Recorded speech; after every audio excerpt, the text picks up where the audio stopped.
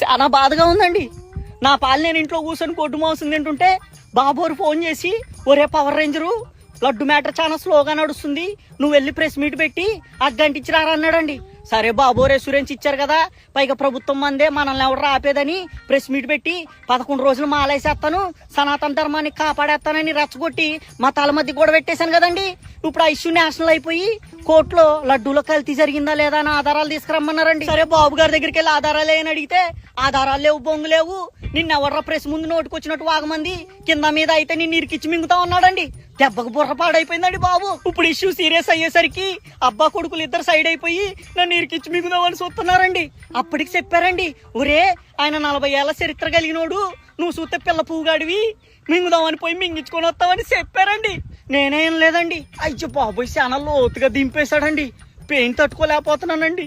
మీరు మాత్రం కొద్దిగా జాగ్రత్తగా ఉండండి బాబు గారితో.